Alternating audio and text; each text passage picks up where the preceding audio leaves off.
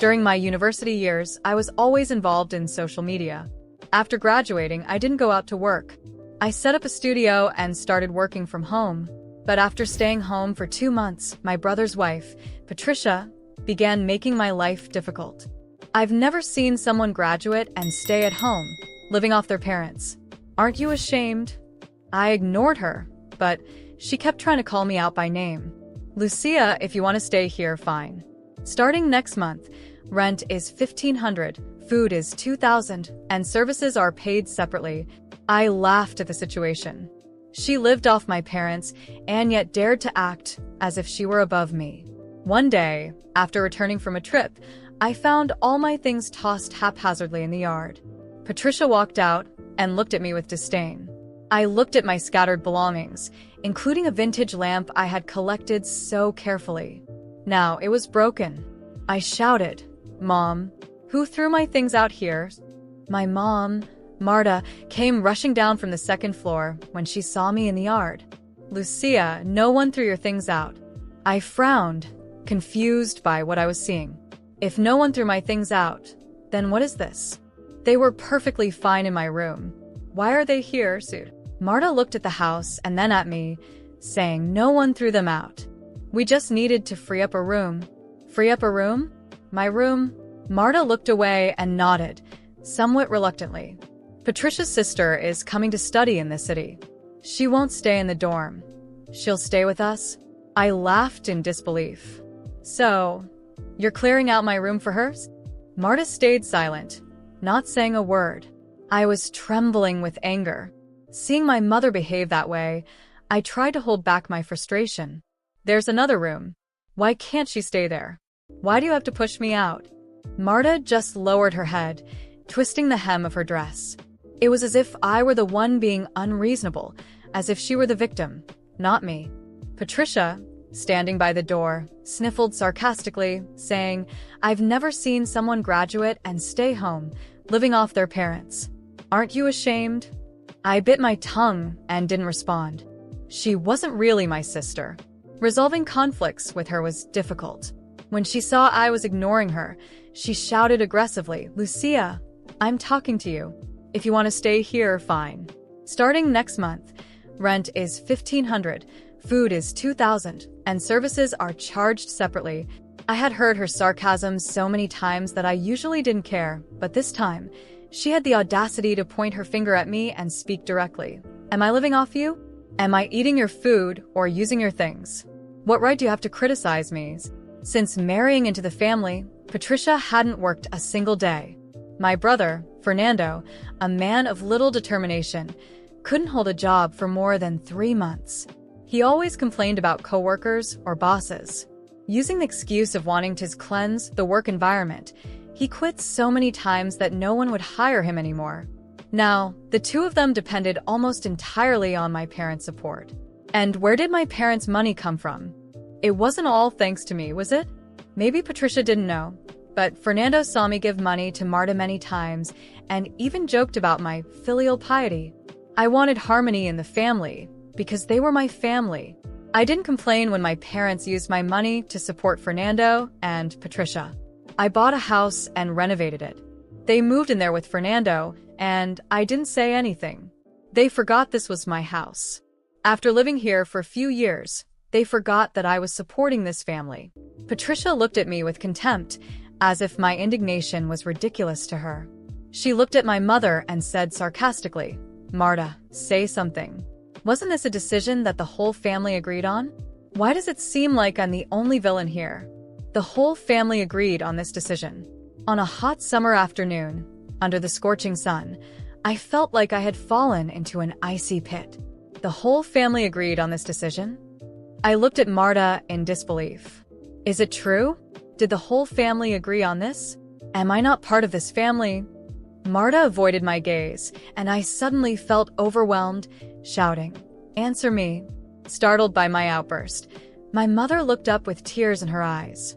Maybe the noise outside was already too loud because my father, Raul, and my brother Fernando finally came out of the house.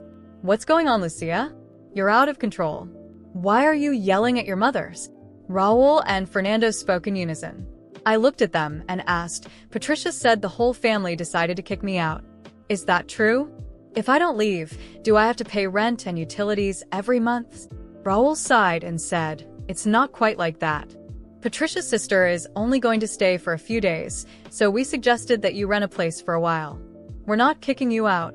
Why would I need to rent a place? Even if her sister wants to stay, there's another room. You could arrange something.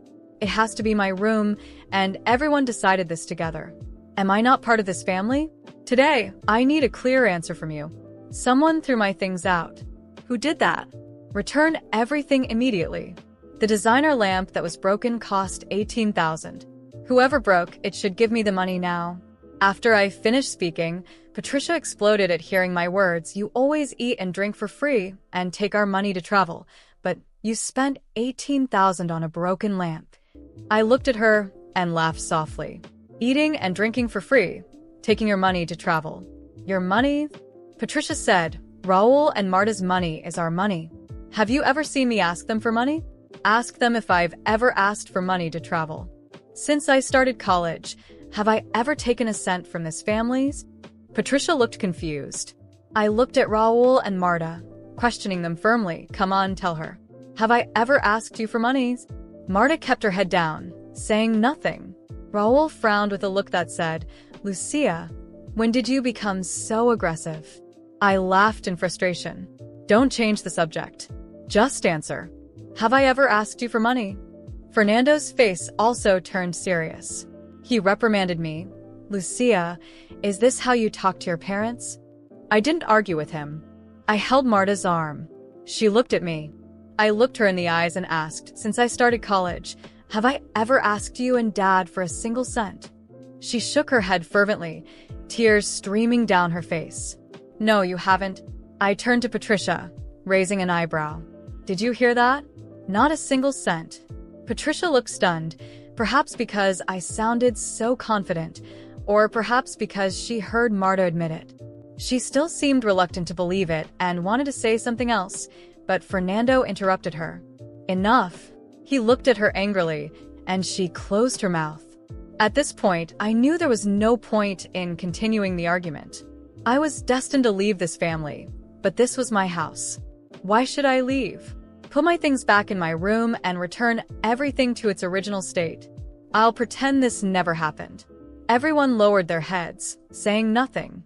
I sneered. My parents had always favored Fernando, always thinking of him first when it came to good food and fun things. When I was a child, being able to eat what he left behind was already a big privilege for me. Later, when I started earning money in college, they seemed to like me a little more. Marta became more affectionate, and Raul remembered what I liked to eat. I thought those childhood grievances would be eased now that I was also a beloved daughter to my parents. But today, I realized they hadn't changed. They still preferred Fernando. Why were they good to me? Maybe it was because I could make money, buy houses and cars, and support the family. To them, I was just a good source of income. While we were at that standstill, a young girl in a white dress suddenly appeared at the door. She must have been around 17 or 18, radiating brightness. Marta rushed to open the door and greeted her warmly. Clara, you've arrived? Come in.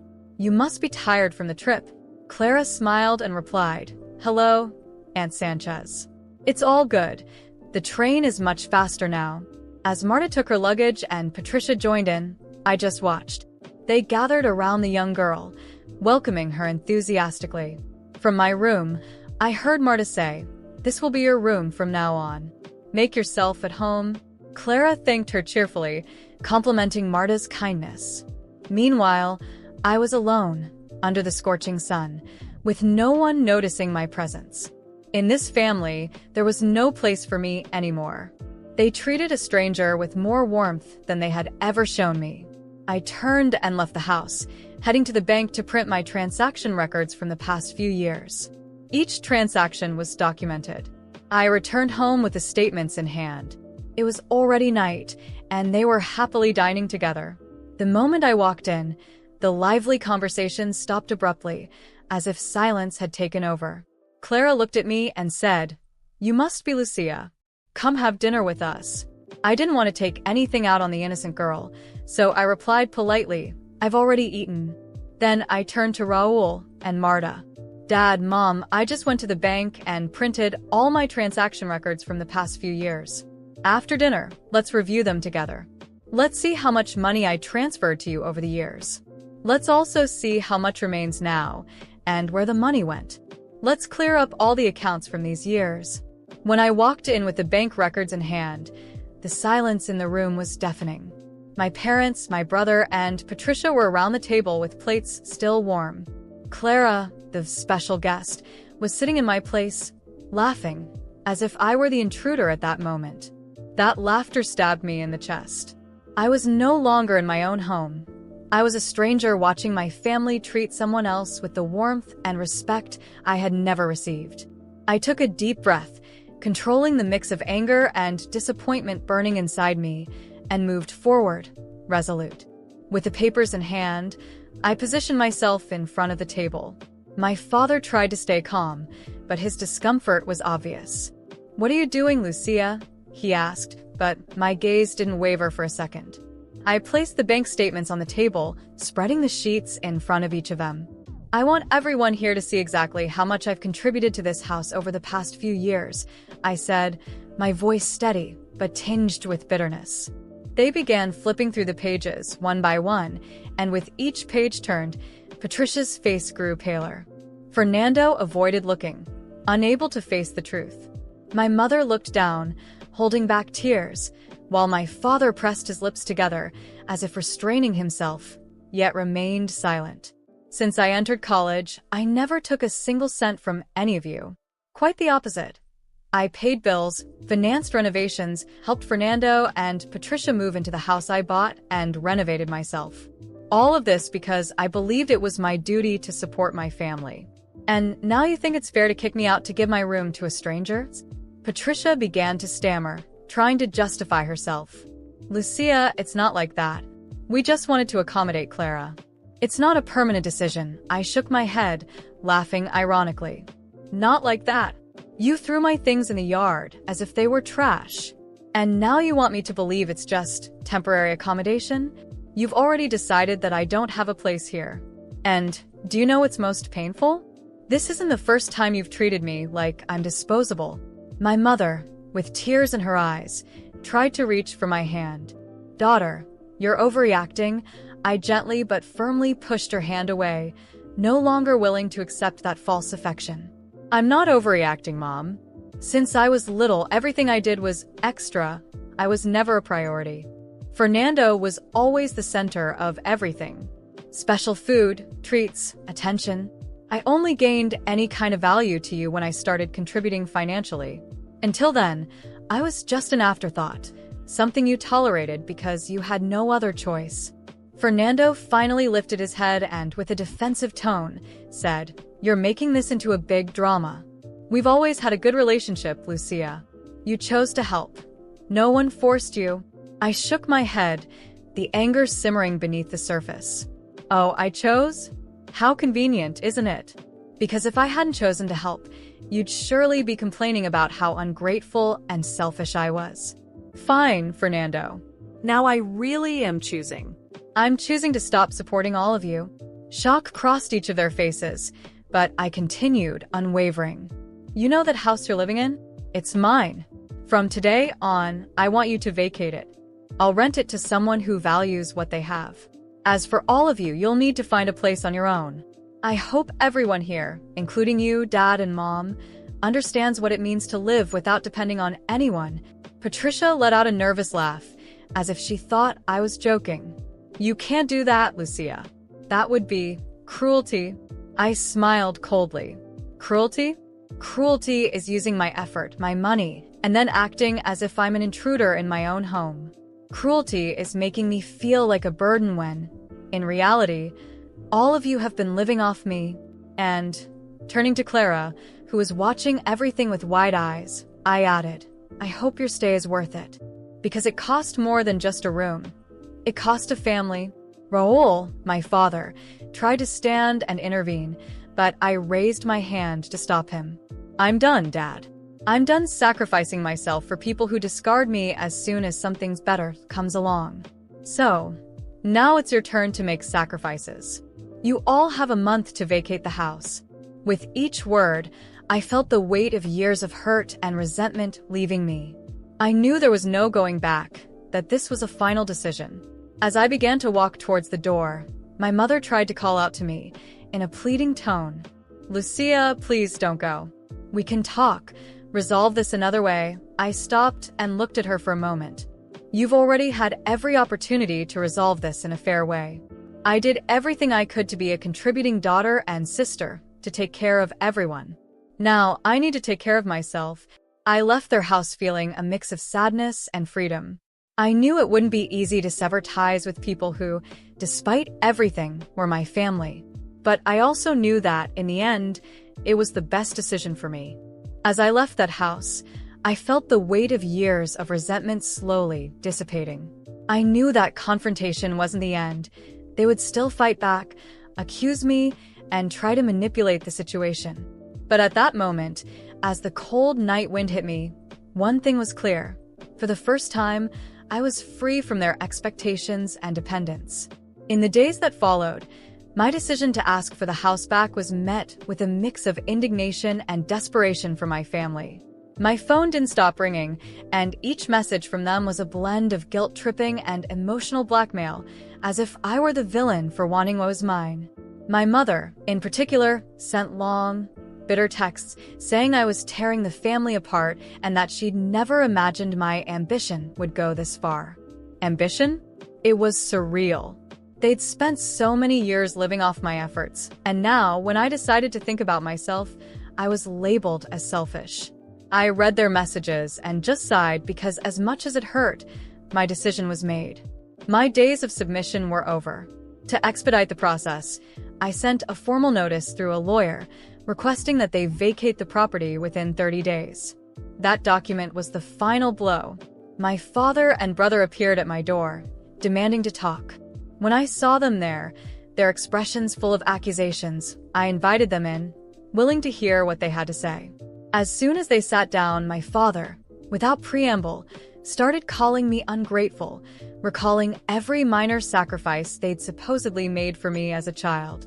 "And now you want to throw us out of the house?" he asked, eyes blazing with anger and desperation. I took a deep breath, trying not to let my emotions get the best of me. "Dad, the house is mine. You're there because I allowed you to stay. All these years, I've been the one supporting this family, paying the bills, doing everything so that you could live well. And yet you chose someone else, someone who isn't even family, to take my place. What did you expect me to do? Bow my head again?" My brother intervened, his gaze cold and calculating, as if he were preparing a strategy to make me give in. "Don't you think you're overreacting, Lucia? After all, it's just a room. Why all the drama?" I laughed with disdain. "Just a room? If it were truly just a room, you would have given yours to Clara. But no. You chose to take mine, humiliate me, throw my things in the yard as if I were a stranger. It's not about the room. It's about the respect you've never given me." My father insisted that I was putting money above family and that I should forgive them. But I wasn't willing to forgive. "I'm done giving without receiving anything in return. And now, you're going to learn what it means to live without depending on me."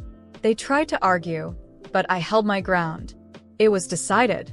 When they finally accepted that I wouldn't relent, they fell silent. I stood and gestured toward the door, signaling that the conversation was over. "You have 30 days to vacate the property," I said calmly, leaving no room for negotiation. They left, knowing that my decision was final. The following days were filled with desperate attempts from my family to make me change my mind. My mother tried to manipulate me emotionally, sending messages saying I was insensitive and ungrateful. Fernando and Patricia played the old family is everything card, accusing me of destroying their childhood home, conveniently ignoring that I was the one who kept that home running. With every message I received, my heart hardened even more. I remembered all the times I sacrificed, denied my own desires and needs so they could live comfortably. The truth was they'd never truly valued me. To them, I'd always been the daughter who provided support, but never the one they would make sacrifices for. By the 25th day, Fernando and Patricia hadn't shown any signs of preparing to move. I realized they were betting that I would back down, that I wouldn't have the courage to take more drastic measures. I decided it was time to act. On the morning of the 26th day, I went to the house and found Patricia in the garden, watering plants I had bought. She looked at me with a smug expression, perhaps thinking I was there to give up. I smiled coldly and said, "Patricia, I'm here to check if you've started packing your things. The deadline is approaching." She shrugged, feigning indifference. "You're not really going to kick us out, Lucia. Do you think you could?" I stepped closer, not breaking eye contact. "I've already made the decision, Patricia. If you're not out in 4 days, I'll have to take legal action." She scoffed but said nothing more. As I walked away, I saw in her eyes the realization that I was serious. In the remaining days, I stayed in touch with my lawyer, who assured me that if they didn't leave voluntarily, I could file for immediate eviction. On the 30th day, I returned to the house with the lawyer, ready to settle everything once and for all. This time, the whole family was gathered in the living room, a mix of anger and resignation on their faces. The lawyer formally explained that if they didn't vacate the house that very day, he would file for an eviction order, which could lead to additional costs and complications for them. My mother started crying while my father looked defeated. Fernando and Patricia, on the other hand, didn't hide the hatred they felt. But that no longer affected me. After much back and forth, they finally started packing. I watched my parents leave with somber expressions, and Fernando and Patricia shot me looks of contempt as they left, as if I were the villain in a tragedy they had created themselves. But I didn't care anymore. For years, I'd been the forgotten hero, the one who held everything together without receiving anything in return. Now it was my turn to take care of myself. As soon as they left, I walked into the house and felt the silence envelop every corner. For the first time in years, that house was truly mine. I walked through each room, rediscovering the details, thinking about how I would renovate it to reflect the life I truly wanted to live. My family had used me and belittled me, but now I had broken free from all of that. And, for the first time, I felt truly at peace.